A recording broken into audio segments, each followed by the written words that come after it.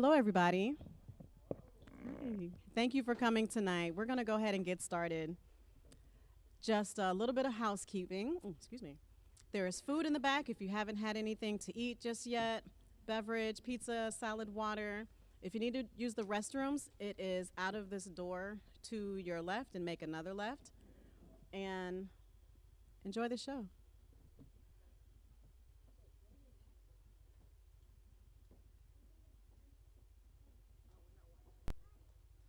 Alrighty, good evening, everybody.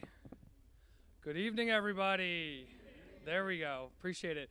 Well, thank you all so much for coming out tonight. My name is Kerry McCormick, and I have the privilege of serving Ward 3 on Cleveland City Council. We are so excited tonight to update the community, both the folks that made it here in person and all of our friends online on Zoom and the folks that will tune into this later as it's posted. So thank you so much for taking time out of your evening or whenever you watch this online to pay attention to this really important meeting that we have here tonight. I want to thank Whitney Long-Jones as well as the folks from Ohio City Inc. For really spending so much time and effort on this really significant work that is going to be critically important for our families for decades and decades and decades to come. This is the type of planning work that when it's implemented, people say, hey, that's so great, but they forget that it took a lot of time and a lot of effort and a lot of folks to get it done. So I want to thank you all so much for your hard work and dedication on that, for all the community members that have contributed to this. Lakeview Estates, which is one of the oldest public housing developments in the United States of America, is a critically important part of our community and fabric of our community, providing affordable housing for many residents here on the near west side. But we also know that it needs a lot of attention and love.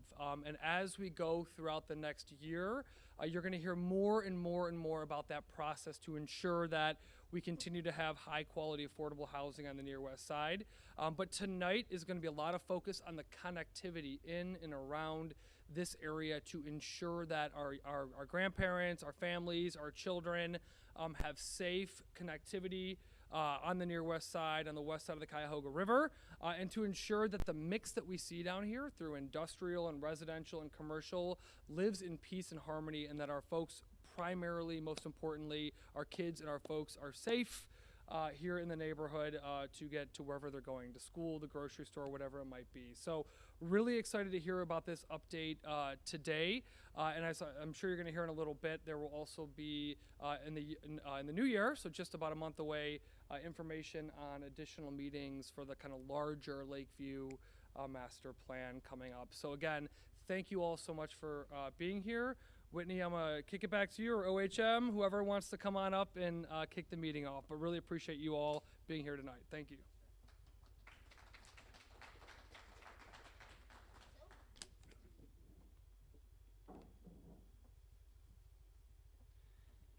Hello, everybody. My name is Jason Sudi, and I'm a principal with OHM Advisors. And we are a company here in Cleveland who have been working on a few big projects right here in the area, one of which is what we're calling Lakeview Connects. And it is closely related to the master plan of the Lakeview Terrace, which we're also working on with CMHA. And when we combine these two together, we're going to really talk about tonight how the overall neighborhood that surrounds Lakeview Terrace can be improved to do all the things that the councilman just said: improve safety, improve walkability, and think about the long-term ways that we can improve the overall feel for how we can move around this neighborhood more efficiently and effectively. As I said, I'm Jason Sudi, and I'll let my coworker Arthur introduce himself. So good evening, everyone. Arthur Schmidt, project manager with OHM Advisors. And together tonight, we're just going to go through a number of slides that allow you to understand what we've been thinking about and how we've been working pretty closely together with OCI and Flats Forward over the last year. I won't go through the agenda too closely because we're going to talk through all that with you directly. What we started to do was, when we were thinking about Lakeview Terrace, which, as you see in this, is the zoomed in area in the middle that has all the little blue buildings and the yellow line dotted around it. What everyone quickly started to think about and realize was that while Lakeview Terrace can be improved and will be improved and have a lot of different ideas to make that a really a more thriving community for everyone that lives there and open the opportunities up even wider to the neighborhood. The problem is that it's fairly isolated. This neighborhood has historically been an industrial neighborhood north of the Shoreway, really since this was constructed. The only residential project that is north of the Shoreway is Lakeview Terrace. And one of the issues is because the Shoreway and the Main Avenue high-level bridge was constructed just within a few years of its opening, there's always been a disconnect. There's also a challenge here that's a natural challenge in that we have a lot of industrial users that still remain. And ooh, I just had somebody just crept right behind. That was pretty sneaky. I like that move. There are a lot of industrial users that remain and are likely to remain for some time. And there are some detrimental impacts of that. We need to figure out a way to reduce those and help the residents that are here today and ideally the residents of businesses in the future as this becomes a more mixed-use area. So what we started to do is look at where could the study area be that would be most effective. And what we settled on was what you see in the purple line here that extends beyond Lakeview Terrace itself into the neighboring areas, which includes the building we're in right now here at St. Malachi. And what we also then realized, nicely done, is that the larger area, which is the blue dashed line, is an influence area. So we had to think about that even though we didn't look at specific improvements for that area. Okay, so what do we do? Well, we, of course, went through a public process of which you are now a part of as well and have had a number of meetings, steering group, public outreach, working with stakeholders, individual interviews, and have analyzed a number of things. And these are the 4 big issues that were the guideposts of all the things we were looking to do. Connectivity, it's a connectivity study, so effectively what we're trying to do is reconnect areas of the neighborhoods that either have not been connected in a long time or may never have been connected. Figure out how, from a safety aspect, and in this case safety has more to do with how do we mitigate vehicular, pedestrian, bicyclist safety, the difficulty in physically moving about the space. We're not talking about, crime and those kind of things. That's a little bit of a different thing that we're talking about more specifically in our other plan. In this, it's about the mobility aspects and how we can make it a better functional space. Accessibility, right now, it's very difficult to walk down many of the streets and bike down many of the streets for those of you familiar with the neighborhood, and we'll talk about that. And then do this all through an equity lens, allowing everyone who is here as a current resident, as a current business owner, and what we hope to welcome as future residents and neighbors into the neighborhood, everyone has the same opportunity to experience what we're hoping to make as some changes in the neighborhood. And no plan would be complete without the official document, and it does exist. If anyone wants to get a copy of that, we are just doing some final revisions based on city comments, and that will be available shortly, and we can post it on the website. So if you want to go through the whole document, it's, as all reports are, a fairly meaty and lengthy document, hopefully not too tough to get through. That being said, today we just pulled some of the highlights out of that just so you can get a sense of what's in there. The one thing I will say is if anybody has any questions as we go through here, we love to hear them and we're happy to take them today. If you have any questions in the future, you can absolutely contact us through OCI. You can email Whitney's team and they're happy to relay any of that information back to us with regard to specific questions that you might have. One of the things that is absolutely true and is unfortunate about this area is that there are a huge number of physical challenges. This is a diagram we initially developed as we were thinking about the Lakeview Terrace Master Plan and then augmented a little to show what some of the challenges are here. One of the major things, as we just mentioned, is that Lakeview Terrace and the other areas that are to the north of the high-level bridge are basically cut off in many ways. Now, as you get further down into the flats, we know that there's more room under the bridge and there's more visibility. It's a little easier to work with. Whereas right across the street here, it's really a blockade and it makes it much more difficult for those areas to be connected. We also know that there are, as I said, a lot of industrial users here, including right along the river. We're going to talk more later on about the project that's being conducted with regard to air quality. That certainly impacts air quality. And we also have really limiting opportunities to connect even when we go out to the west because we have what we're calling civic industry, essentially water treatment and those kind of things, where it's not technically industrial in the sense of a business interest, but it is in a way industrial because it's inaccessible to anyone. So as you see, there aren't that many ways to get in and out of this area, and there aren't that many ways to really connect. So what we started to do is think about how can we deal with some of these things and how can we mitigate some of the factors that we heard complaints both in this process and with Lakeview Terrace. One of those additional complaints is the prevalence of truck traffic going where it shouldn't. While there are designated truck routes, it turns out that a lot of truckers just happen to use the same thing we all use, which is Google Maps and Waze, and that takes them often the shortest route. And that's one of the things we need to figure out how to mitigate as we go through this process. So what we're going to show you as we go through this is how are we going to accommodate the fact that we know these industrial users are still going to be here. And what we're proposing, and we'll show in the solutions, is a much more improved truck route that also considers the ways that pedestrians and bicyclists can function within that system with extensions of the dedicated path and really restricting the ability for trucks to get on these dash lines. In some cases, realigning some of the street grid as we're doing through the Lakeview Terrace Master Plan. The other thing that's important to recognize is that we know that these industrial users are going to remain, and there's one more big factor. Many of you have probably been involved with the discussions about replacement for the Willow Street Bridge. There had been a previous plan, and that plan it was reconsidered over the last year plus. There are numerous options, and we haven't settled on the final option yet, which means we can't show it in this plan yet. If by some miracle it suddenly gets decided in the next couple months, we will definitely incorporate it. That being said, what we're doing right now is we're showing Elm as the primary truck route once you get off Main Street. We know that that may not end up being the absolute final answer if that Willow Street Bridge connection ends up being in a way where it dictates it having to be center. We would prefer it to be Elm because there's a concrete batch plant there, which we know is going to remain, and that also provides the closest access over the river, the old river channel, in order to get to Cargill and some of those other users. That being said, we've had input. We talked to the Flats Forward board. We've had direct input through 2 meetings with local industrial and business owners, and we know their concerns. And so we're trying to be as flexible as we can while still really advocating for better and safer connections for pedestrians, bicyclists, and just general visitors and residents. So that brings us to the existing conditions, and this is the unfortunate map. This is the map that doesn't make any city planner happy. This is the current pedestrian connectivity evaluation that we did, mostly by just walking down the street and using Google Maps and talking to everybody who lives and works in the neighborhood. As you probably can guess, usually red on a map doesn't necessarily mean good, and that is true here.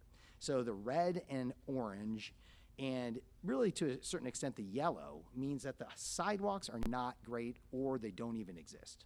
That's a problem. So today, if you wanted to walk around the neighborhood, forget even if you have mobility challenges. This doesn't even have to do with just overall ADA accessibility. This is just physically being able to walk down the street on a sidewalk. You can see that in many places you would be extremely limited, and that would be a very auto-dominated and truck-dominated experience that you would have. The good news is you see with the blue dashed lines that we do have a lot of bicycle facilities already in the neighborhood.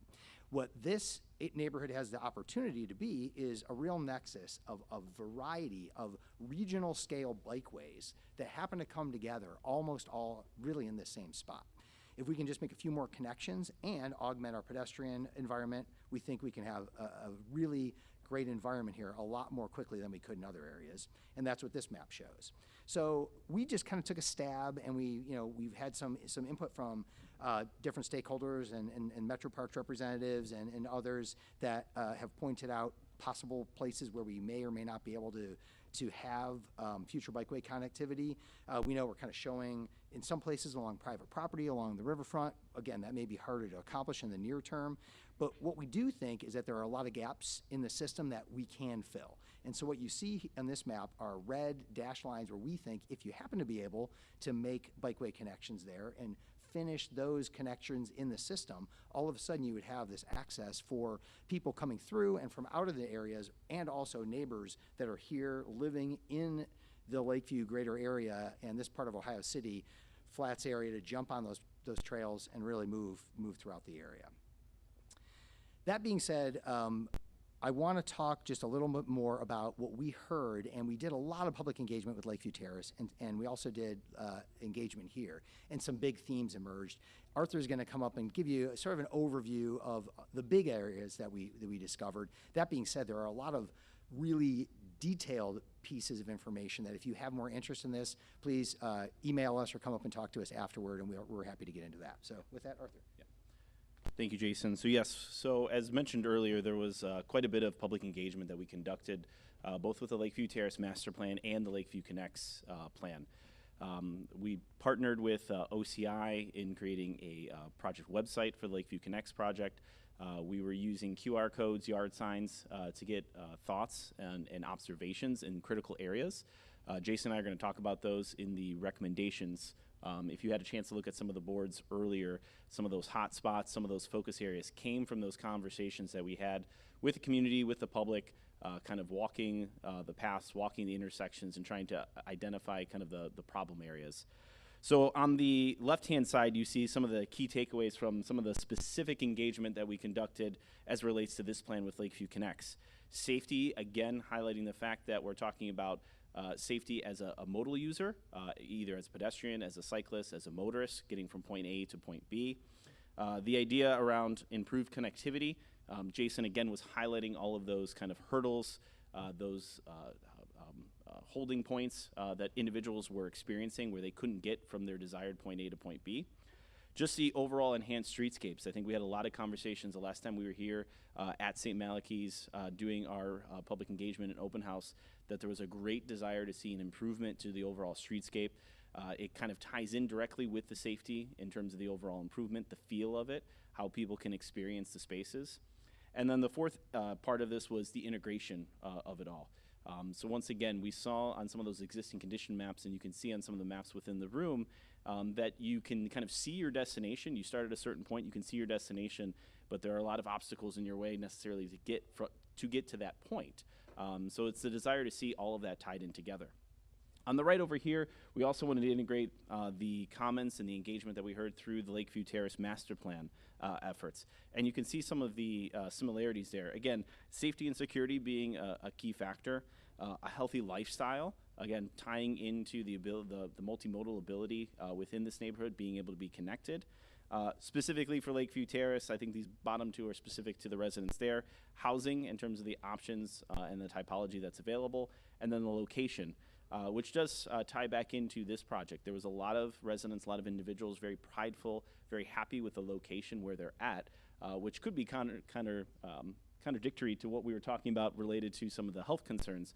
But there's a great pride in where it's located, the amenities, and the assets that are around the neighborhood. So again, that ties into a lot of the pieces that we talked about of how we can integrate that all together and really make sure it's a connected neighborhood, not only within itself, but also to the greater neighborhood with Ohio City. Do you want to jump on this one? Yeah, sure. Ooh, as I kick things. So one of the other things that we started to look at too was, in order to understand the connectivity, talking about the streetscape, talking about how we connect from point A to point B, we really want to start to understand what's going on on a land use perspective. So within the Lakeview Master Plan, we're looking specifically at that site. So we started to build out from that and start to take an evaluation on some of the other buildings and properties in and around the area, and just starting to get an understanding of where they stand currently, what their future may hold, and things of that nature. So you can see from the key, we identified what are some new or recently renovated buildings, what have the ability for historic reuse, have the opportunity based on our conversations with the city and other stakeholders, which ones have development potential, which ones are active industrial, and then you see there what is the actual Lakeview Terrace footprint. So from this map, it was conversations with those stakeholders, with members at the city of Cleveland, and our other partners, where we started to understand what is the potential use of these buildings, and that starts to integrate into our recommendations for the streetscape and the overall connectivity. As Jason mentioned before, we want to identify where are the active industrial users, what does their future lie? Are they staying? Is there potential for them to go? If not, how do we work through that and work together with them? What buildings have the opportunity to be reimagined, and what does that reimagining look like? Is that residential? Is that commercial? Is that office? So we can understand what are the potential user groups that are coming through this area and what their mobility and connectivity needs may be. The last piece of that land use puzzle was obviously understanding what's public and what's private. So as we start to look at these land uses, this is us as a planning team and us as stakeholders projecting a little bit, looking out into the future, being hopeful of what we would like to see within the areas, trying to set up the conditions for that. So those areas that you see in dark are privately held properties, whereas the areas that you see in that green color are publicly held land. So those are the areas that we know that we can have more of an influence, more of an impact on right away. And so understanding those two identities, understanding their correlation with one another helped us in terms of the recommendations for the overall streetscape and the overall connectivity. All right, with no further ado, we'll get to the good part. Arthur, jump in if I forget anything as we go through. One of the things that's always a challenge, and we are no different than any other plans, is we want to try and figure out how to make these things actually happen instead of just throw a bunch of ideas out and then have them languish. So what we've done is we tried to come up with a framework that also includes some really targeted initial steps that we think are sort of baby steps that we could hopefully accomplish in a much more rapid fashion. We've already, talked through this in our working group, included members of city staff and members of the county staff, and there's a lot of interest in helping support these ideas, and obviously funding is always an issue. That being said, we think that through a combination of capturing these opportunities during private development and investing some both public and private money in these different interventions, we can make things happen pretty rapidly. So a couple things real quickly. What we did is set this up, and this again kind of planner talk as a typology. So to us, a streetscape typology is just the type of street that functions in a certain way and how that street section looks. So basically from building face to building face, what happens in all those different areas of the streetscape. What we did is we broke these down into a different set of typologies than we think currently exist right now in order to refine the way that we can improve these as we go forward. The one thing we know we need is some sort of truck routing that goes through here and to localize all those trucks so they're not just going everywhere. And so we've designated in the blue a main industrial route that basically has two slight variations. Then what we have, not different than a lot of thoroughfare plans you might see, are a series of collector streets. And those are basically larger streets that do carry a decent amount of the vehicular traffic in and out that's non-truck traffic. I mean, and I should clarify right now, when I'm saying truck traffic, I'm really meaning heavy industrial trucks. So that means, dump trucks, and that means large scale, what we typically call is like a semi that would be delivering things to an industrial site or some other large industrial vehicle. On the collector streets and even the local streets, that wouldn't preclude trucks like an Amazon delivery truck or a mail truck or a local bus, things like that. So really what we're trying to do is just get those heavy industrial trucks that shouldn't be on the local and collector streets siphoned into one route. So the primary collector streets will serve as the main roadway network for the neighborhood. That being said, we also need local streets, and those are going to be really much more focused on pedestrians, bicyclists, and diminish the use of vehicles, only in order for us as residents or individual users to go to a business to drive there, park on the street, park in a parking lot, and leave.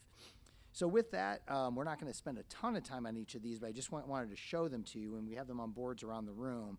One of the things we had mentioned is figuring out a way to make it safe for pedestrians and bicyclists in conjunction with an industrial roadway. The good news is this is already partially built, and just right outside on Main, as you go down next to the bridge, there is essentially this section where you've got a bike path in place and you've got a roadway. What we don't have is a complete sidewalk network on the other side or an extension of that bikeway all the way to the river. What we also don't have is sort of a built reinforced roadway that is specifically designed to carry heavy industrial traffic, and that's a thing that we'll have to improve. This is just a version of that on the slightly narrower street, but still keeping it where you really have a much more compatible street for all those users. Then we start to get into the collector streets. This is a street that is flexible. It may or may not have that on-street parking or bump outs depending on traffic volumes. What we'd also like to do is kind of figure out a green ribbon that goes through the neighborhood. We've been working on the Lakeview Terrace Master Plan in order to establish a way that you could bring a pathway through 28th all the way through Lakeview Terrace and connect into the larger system. And that is an example of how that might look here.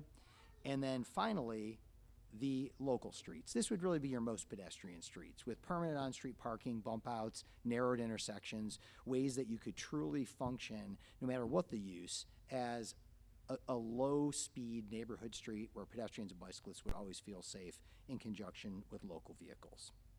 So this is kind of like our dream scenario of when all those things come together. I know it just looks like a bunch of squiggly lines on a map, but when we look at this, we get excited because we see, what if all of the bike trails that we want to have happen? And what if all the streets got rebuilt? What would it actually look like?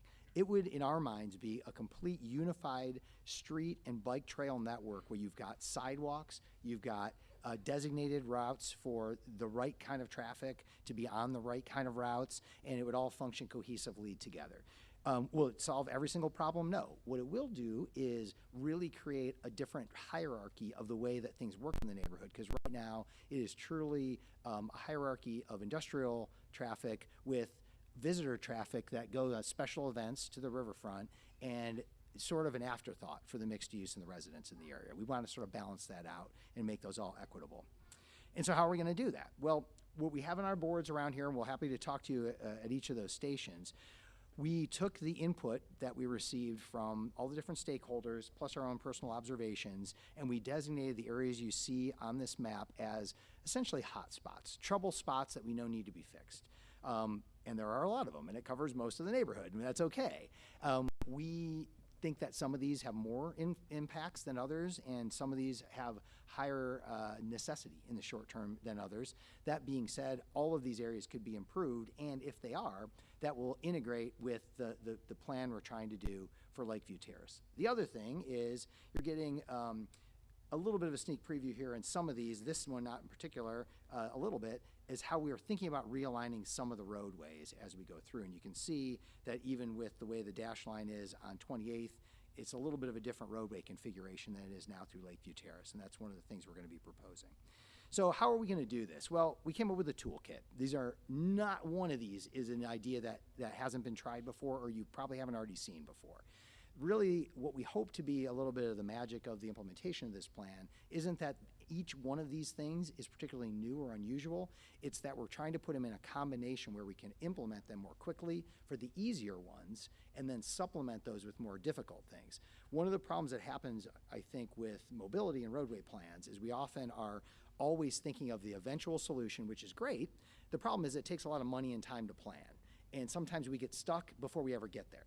So what we're trying to do is come up with some quick short-term interventions that we can do as soon as we get someone to say yes, and we just get a little tiny bit of funding, and then integrate those with the larger scale solutions of redone streetscapes, changes in Lakeview Terrace, and changes of land use throughout.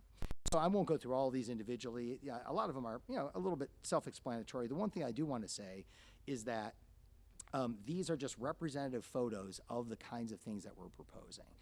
These can be done in a variety of different ways, and a couple of them I do want to point out just because I think they're pretty useful to understand. One is physical truck barriers. What we have seen in other communities and be a very effective way to manage and mitigate truck traffic is instead of waiting to fix the intersection and narrow the intersection and do all the cool things we want to do, some communities have physically put big concrete barriers in the middle of the roadway that make it really hard for trucks to get through. Now we have to think about how buses can get through and other things. That being said, if you have trucks going through a residential neighborhood right now and you want to stop them, this is a really effective way. And in this particular picture, I know it's kind of small, that's an indicator of where neighborhoods and communities have really gotten involved with decorating those and putting plantings in them and sort of minding and taking care of them. And that gets us a solution right away. Now, the danger with that is then nothing else ever happens, and it stays like that forever. That's not what we want to have happen. What we want to have happen is then have a permanent roadway solution where we are changing the physical characteristics of the road to make it hard for a truck to get down. The reason we're hopeful here of that happening is because we are hoping that we can make significant changes in Lakeview Terrace, and that would be some of the locations where we could accommodate some of those long-term changes. So it might not be in 2 years or 5 years, it might be 10 years away or 12 years away. That being said, we can kind of change the narrative right now. So that's just an example of the way we're trying to phase in a number of these different recommendations in the toolkit and help get things to be really improved and better in the way they need to be. So what do we do? Well, you'll see as you go around, it's very hard, to kind of conceptualize each and every one of these on every single one. So if there's one or two or more of these corridors or intersections you're interested in, we'll just dive in and talk about those at the boards. Those of you online, feel free to look at the plan as it becomes posted, which we'll have available on the OCI website, and that way you can dive in a little further as well and provide comments. One of the ways that we did this, there's basically two major ways. One, we identified the overall area, and then the second is we compiled a recipe from the toolkit of what we thought would be most effective there. So of those previous toolkit items, we then said, well, these are the ones we think should go in each of these areas, and we think some of those can happen immediately, some of them in the short term and some in the near term. Now, I will be honest with you, we're still debating on what near, short, and long near term means with our constituents because nobody wants to get stuck in a spot where we can't effectively do this within the time frame we're proposing. That being said, we could see immediate being really within the next year or two if we can manage to get just some small amount of funding. And you're like, well, how could that happen? The reason that could happen is when you look at some of those things, these are all tied with icons. So for instance, that little paintbrush icon, all that is basically new signage or new painting. So that would be no truck route signage on the road painted. All we have to do is get approval and a relatively small amount of funding. So that one's a lot easier to do. Then when you look all the way down, that little pink icon, if you look back on our key, that's a brand new streetscape. That's the entire road being rebuilt. That's going to take a little more effort. So we iterate through each one of these in that fashion. And these are the recipes that we have for the corridor improvements on those longer corridors. Then what we did is we broke down into intersections. And the little circular dots are where, again, we came up with a whole recipe of things. And I'm just going to show you the ones we think are the most exciting because, while a crosswalk is cool, it's not necessarily the most exciting thing to show you. And we wanted to show you something that we thought was a little more compelling.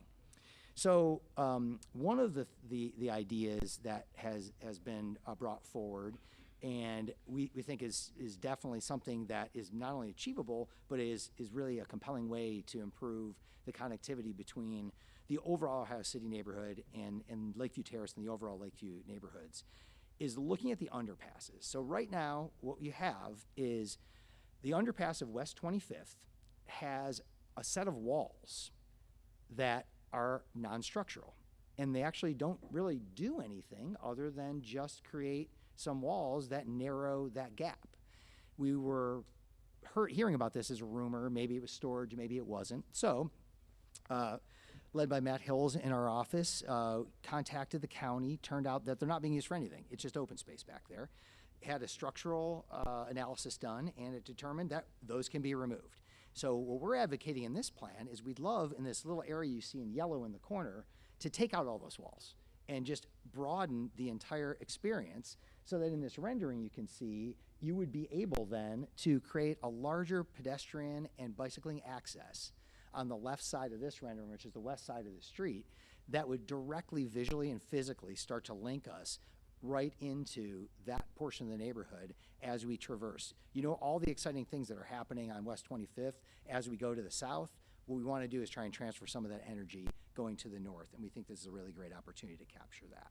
You can see, looking from the other direction, that you would start to see all of this ability where that pier is currently the very end right there of the wall. We'd start to break that back. The other thing, and again, just to kind of conceptualize, what if we did some more artistic and aggressive screening of the chain link fencing that was there for the substation? Ideas that just get us a little more excited about the way that we can start to feel about these connections and intersections. Here's a reconceptualized version of 28th. This is right now an okay streetscape. It's still functional. It has sidewalks. One of the challenges is that it's not inviting and there's very little greenery, and it's not conducive to going down that street. So what we'd like to do is improve that overall streetscape section and find a way to create that as the beginning of this green spine that I mentioned earlier, that we would then link all the way through Lakeview into the overall greater trails network, a series of bike trails and sidewalks that allow us to really tie back in to the greater Ohio City neighborhoods. And this gets right into the Hingetown area and all the great things that have already happened over there. So now, even less. Go back. Oh, yes. Go back. another example, really quick jumping in with Jason. Yeah. Another example, as we were talking about truck routes going down roadways that we don't want them to go. So also shown here in the rendering is curb extensions to help physically prevent some of those larger trucks to go down this corridor, forcing them to go down the Main Street corridor, the corridors that we were calling out for the truck traffic. So in the rendering, just showing another example of one of the iterations that can happen from a physical sense, not just signage, but a physical sense to prevent some of those heavier industrial trucks from going down those roadways. Yeah, sure. Yeah, so this one, yeah. So basically, unfortunately, you can't see the lovebirds because of the inset, but I'll point out right there. Got it. Those are non-structural, just linear. Yeah, so on this side, it pretty much comes out to where it is, but then it cuts in right now all the way back here. And I apologize for not having the before picture in this presentation. We can dig it up for you. So basically, yeah, it cuts in all the way over to this pier. So all that is non-structural. So if we take all that out, basically at some point they just kind of connected those two piers together. I'm sure there was what somebody thought was a good reason at the time. I don't know what that reason was, but that's what happened. And so yeah, basically we'd just be physically taking them out. And just the very last thing, and I know this is probably even less exciting than thinking about a sidewalk, this is a giant checklist. The reason I'm showing it to you is not so we can go over it now, it's just so you understand how we sort of summarize this so that when you look in that overall document, you can say, okay, where are all the places we need to work on sidewalks? Where are all the places we need to work on crosswalks? Where are all the places we need to work on truck barriers, no truck signage? And then in each individual area, what are all the things that go into that recipe? Again, we're refining this. We're going to ideally have a prioritization of the primary ones and then the secondary ones that can happen if the primary ones can't get accomplished. That being said, we do hope that this is an ability to implement this without it stagnating and being just kind of another plan that doesn't really create any traction. With the advent of the Willow Street Bridge changes, with the changes to Lakeview, and with the other thing I did mention, which is 25 Connects, which is the GCRTA project of a BRT that will run all the way right up here to this intersection, we think it's a great opportunity to transform the way that linkages and connectivity and multimodality work in this neighborhood. And there's enough momentum because of all those projects that we believe we can get that done.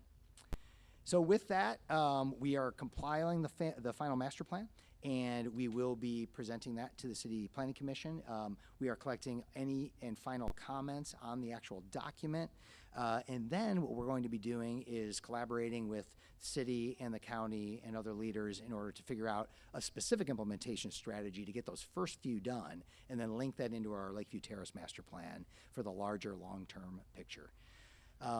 I should mention one thing that we do want to say is we are going to be announcing the Lakeview Terrace master plan public meeting. We don't have a date finalized yet.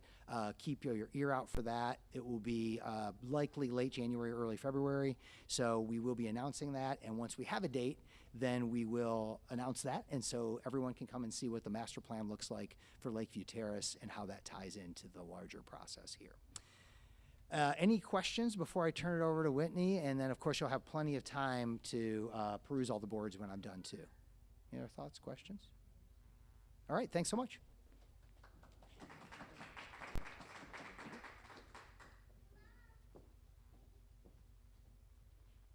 All right.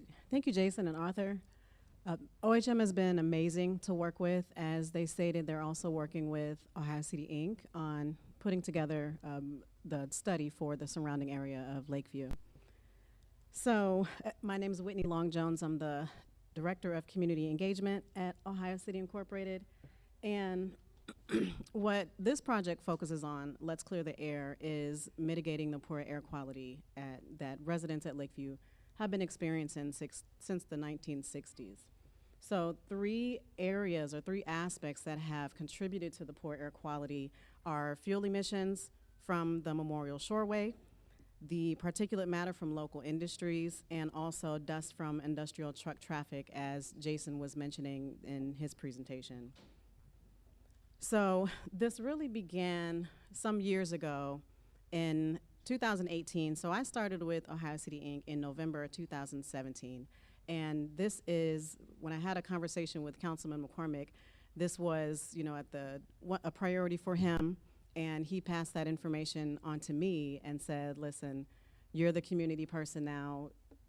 These residents are experiencing, a public health concern that needs to be addressed. So what are we going to do about it? So after talking to residents and, hearing stories from them and just listening to their lived experiences, we ended up pulling folks together from the Department of Public Health to present at a public meeting. So this public meeting was held at Lakeview Tower, and we had 60 plus attendees from the greater Ohio City neighborhood, not just Lakeview. And at this meeting, we developed a letter that would count as 60 different, that everyone signed, that counted as 60 different complaints that went to the Department of Public Health to start beginning to address this, this issue here. So one of the industries in the area was, given a warning, and residents were encouraged to continue calling if there was anything in the area that was concerning to them, funny smells, dust piling up on window sills and on cars. So empowering residents to continue on this process, even though it's been stressful and it's been draining.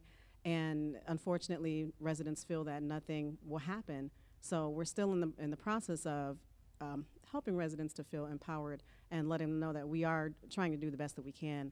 So in the meantime, we wanted to focus on a few small wins and connecting environmentalism to better health outcomes. So we've done a few community cleanups, and here's a picture of one. Again, we had multiple volunteers from the greater Ohio City neighborhood helping out at Lakeview. We did a tree planting, if we're talking environmental education, the way that trees help to mitigate and pull toxins from the air. Now, being realistic, it is more mature trees that really do that, and it does take a while, but as we're engaging residents and, informing on the long-term outcomes of the benefits of trees, this was something that residents were actually really interested in doing. So we partnered with Western Reserve Land Conservancy and had 12 trees donated, and these were planted around Lakeview. And with that, also letting folks know that it's important to maintain the trees. If you plant the trees, then the trees will die if they're not cared for. So Western Reserve Land Conservancy came back a couple months later and did a little bit of tree maintenance training, how to prune them, how much water the trees need, how long that would have to happen. So Western Reserve Land Conservancy was amazing in helping to and continuing to help maintain the trees from 2019 to even now. And I will proudly say that 11 of the trees of the 12 are doing really great. So that's a really good outcome, right? So in June of 2021, we applied for funding from the US EPA. And some of the goals here were really just to pull a coalition of individuals and stakeholders together that could help us do a real estate assessment to determine the feasibility of relocating the closest industry that is one of the main contributors to the poor air quality in the area. So here we have a list of who participated in that partner coalition, and Cleveland Metro Parks, thank you for being here today. And along with these other individuals, we did not get the grant, I will sadly say, but that does not mean that some of the work that we had planned on doing is still underway. So we are accomplishing some things. You'll see at the bottom of the list an organization called Timbu. So they had received funding from another source. They are a digital engagement platform. So they were able to acquire PM 2.5 air quality monitors, and donated those to us so that we can install those around Lakeview and begin collecting the data, which was part of the original ask in the grant. In June of 21, we hired 6 committee of champion members. We developed a model where residents were taking the lead on informing us on, what's happening in their community, how can we best support them, attending project partner meetings, and just being a part of the process on the technical side of things so that we were communicating on a more consistent and transparent basis. So these committee of champion members were compensated for their time, and they still are. They're still participating in the process. So they get $1,200 a year, and we ask that they maybe put in 4 hours a month, so 1 hour a week, which breaks down to what, $25 an hour. So if anyone here is interested in joining the Committee of Champions, we will be doing an introductory meeting in I don't know if it's early 2024, maybe January, maybe February. But we're always looking to recruit additional Committee of Champion members. So in earlier this year, we hired a GIS intern, and this young man began developing a geographic information system to track the data from the air quality monitors. And we were able to install those 7 monitors finally, at the beginning of this year. And just to put things into perspective, PM 2.5 particulate matter is smaller than a strain of hair. So you're looking at the numbers at the very bottom, and that gives you an idea of the particulate matter that people are inhaling on a regular basis. So we have had people report respiratory problems and children being born with asthma. Another aspect, putting things into perspective, just so we understand what Lakeview residents are dealing with on a regular basis. This is a air quality reading from NOACA's Air Now system, which surveys the Cleveland, Akron, and Lorain area. So for Cleveland, this was late June when we were experiencing the smog and the smoke from the wildfires and also the heat wave. The reading, so 50 is a good reading. AQI, air quality index, is a healthy reading for a day. And in Cleveland, the reading was 244, okay? Now, our monitors picked up at Lakeview that the reading on that same day was 373.8. So in comparison to Cleveland, I mean, the air quality was bad for everyone, but it just goes to show that given the industries in the area and also the fact that Lakeview is close to a heat island, needs more greenery, has a lot of buildings that are brick and concrete structures, so there's not a lot of cooling elements that help to absorb that heat that's coming from the sun. One thing we've done, which recently we have brought on an engagement and community engagement and equity fellow, and Tila Patterson is here tonight. For anyone who has not met her, she is supporting a lot of the social justice initiatives in the community. So she'll be working really closely with me on the air quality, Let's Clear the Air project, and other social justice initiatives in the neighborhood for 1 year with the potential to extend for another year because she's doing great so far. So our next steps, we were recently awarded a $60,000 grant from Cleveland Tree Coalition, and we plan to plant 45 trees in 2024 surrounding the Lakeview area. And 30 of those trees, and I should have put a map up here, maybe we can point it out on one of the maps in the area, will go along River Road, which is right in between, at the northernmost part of Lakeview Estates, in between Ontario Stone, where if you've ever been down there, you'll see numerous mounds of ground rock, which when the air kicks up, and if it's a dry or hot day, then you have a higher chance of more particulate matter in the air. So we want to plant 30 mature trees right along that strip right there to begin the process of pulling those toxins from the air. We're also looking for a community to develop a community tree committee. So if anyone is interested in that, we'll be at one of the back tables and you can sign up. We'll have more information for you if you just leave us your email address. And that will begin in early 2024 with our first tree planting taking place in the spring of 2024. And again, as I stated before, new committee of champion members, introduction meeting will tentatively be held in February of 2024. So I'll be in the back and we'll have an opportunity to answer any questions for you. As Jason and Arthur was saying, the maps in the area are for to answer any questions, and we just want to kind of take a moment to talk to you about what's going on as opposed to doing a larger Q&A. So we will answer questions just in a more personal way. That's all I have. Thank you.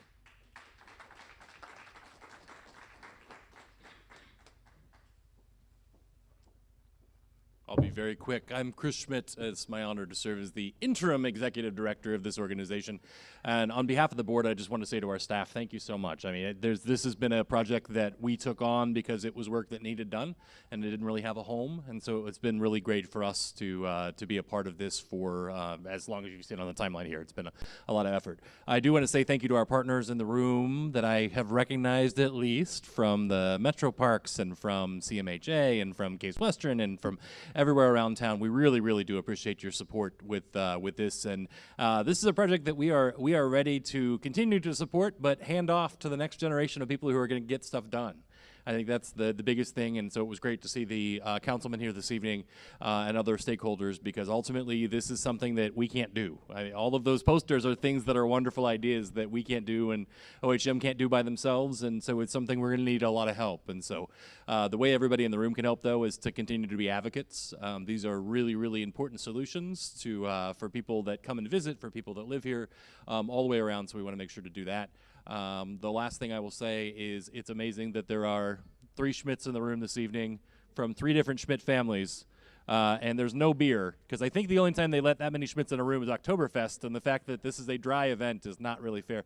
But stick around, look at the posters. We have some community events coming up, family Christmas party back here in a week and a half, casino night, and our Ohio City Open Golf fundraiser in the spring. So check those out. We'd love to have your support for those events. And thank you for coming, and we will see you next time. Take care.